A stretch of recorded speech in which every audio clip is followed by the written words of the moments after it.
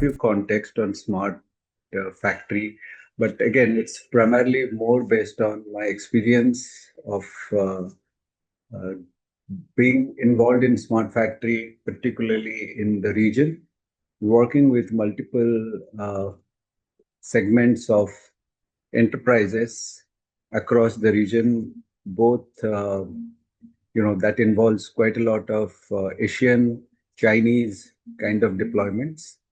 So I'll be start sharing, continuing to my understanding of what exactly is the smart factory. And all of us, I'm pretty like because of our background, we all come from the smart factory background. So I'll be very basic in this one. So smart factory, as we know, it is all to do with three primary pillars, that is people, process, and technology that combines to smart factory. However, the objective of a smart factory is to enable the factory to implement certain range of use cases. And all of us also know that these are the use cases which are digital use cases. And once we go for adopting these use cases, we claim that, we have evolved to Industry 4.0 kind of architecture. And the benefits that are going to be in multi-dimension, multifold across productivity, safety, security, automation, all those that is pretty known to all of us. The factor is that, and I'll be very candid in my discussion because I hope that will help, us and particularly our country in specific. We have seen multiple seminars, webinars on, this particular discussion, okay, smart factories and all. But I'll share you a realistic picture that what exactly and where exactly things are heading now. So this is what India is wishing to be in a manufacturing segment. The existing manufacturing percentage contribution to GDP is close to 17%. However, our global contribution of manufacturing is around 2.9%, where China is standing now 31, 32%. India wished to have its GDP contribution from manufacturing moving from 17 to 25%. That and manufacturing is a segment which is promised and which has delivered multiple millions of jobs, and that's what our priority is, considering India is growing in youth population. And we have to go for focusing all our innovation around how we are going to be a export oriented manufacturing and keep India more as a manufacturing hub, not only for only cost advantage but also solution and digitization and innovation. And we are looking for around 100 billion of FDI in manufacturing segment. The key strategies which, to my knowledge, what government has taken is that industrial logistic infrastructure, Make in India initiative, there is a lot of investment on skill set, adoption of automation. But those things are there. But on ground, if we look at how things are happening, and all of us are coming from very much from digital background. So a successful factory integrates automation with IoT, AI, private 5G, connectivity, data analytics, cybersecurity collaboration. So this all we know, like, the more we connect our machines, our OT devices, more we learn from that, and more we learn, more we can analyze. As we get analyzed, we understand or gain the intelligence. As we'll gain the intelligence, we'll go for implementing automation. Now, if a factory is highly automated, then does that particular factory is going to move its manufacturing in a country where the automation is highly successful to another country which is underdeveloped or not adopted that kind of automation? That looks impossible. So we have to closely look at that when we are going to improve and grow in our manufacturing. We'll have a clear competitor, which is primarily China in manufacturing. But at the same time, we need to understand how China has grown in manufacturing and automation, integrating digital technology vis-a-vis with India. So if we take the smart factory, we have various components starting from automation, digital sustainability, energy management, emission management, and all of them are again linked with the maximum number of OT connectivity with right kind of latency management and throughput management, because that is the two components where the the learning is going to be much more accurate, timely, as well as the automations are going to happen at an accurate and precise manner.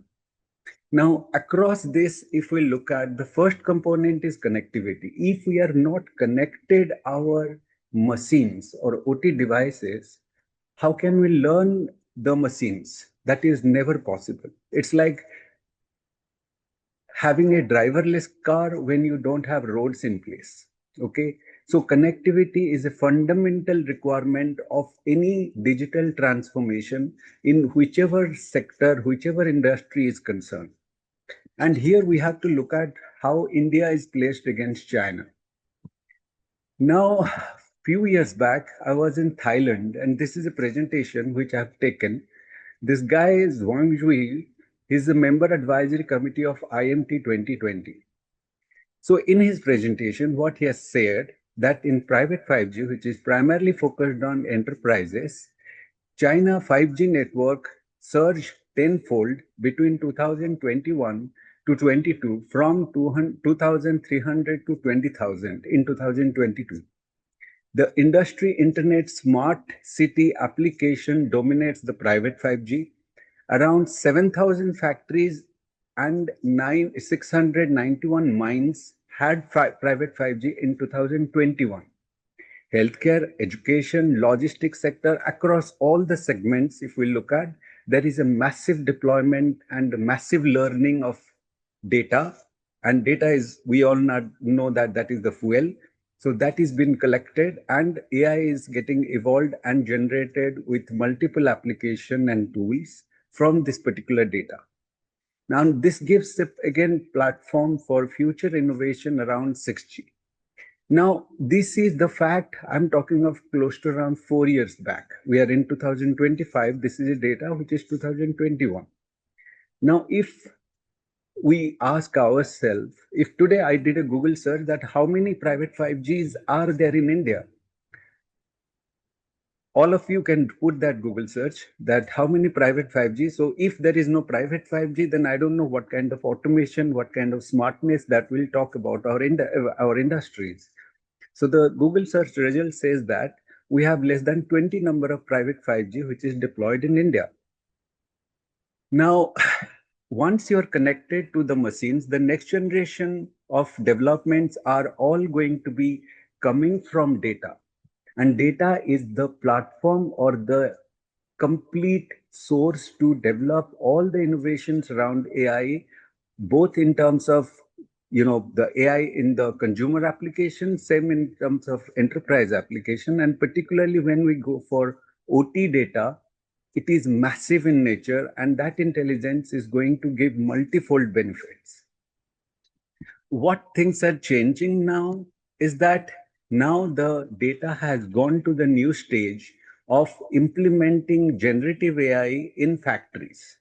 And how it is, if we look at a factory architecture, it is in three different layers. One is the end devices, which are the OT devices. Then is the edge compute, which is the compute at the edge to manage the latency. Then we have the cloud training model. So now the fix is that once this data is collected by the particular enterprises, they have started going to make training models the way OpenAI has gone for developing ChatGPT. Now this is coming more from a OT kind of environment. Now that gives the training requires compute power, which is centralized. So centrally there is a lot of data, and understand in an OT environment, the data, if the OT devices are largely connected, and most of the data is going to be high size video, sensor data, actuator data, PLC data, they're massive in volume. Now, after training that one, then the automation is going to perform. So the edge compute is now, as an infrastructure component, will facilitate the real-time inference modeling of the overall engagement. So edge compute is going to play a critical role for inference because the OT devices are going to link with or take the inference from the edge compute. They will not go to the cloud. And in a private 5G or a smart factory kind of deployment, edge compute plays the most critical role.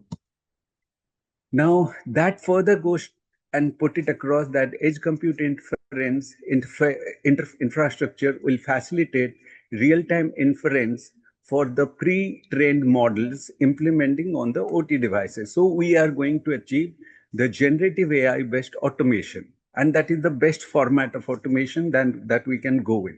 But all starts with first connectivity, then collection of data, analyzing data, getting the intelligence, implementing the intelligence, further integrating into a tool of generative AI, and implementing across the industry and making the smart industry eventually to the final form. Now, how that is, if that is the evolution, how things are changing.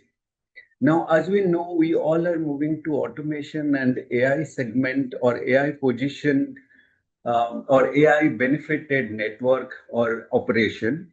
Now, this is in AI, we are shifting more from services to tool or product. Now, in product, the importance of patents we all know. So, this is what the difference in patent by 2024, and this is the data I've got from World Bank report 2024. Just look at what is India's position against China. So these are the hard facts I'm putting across.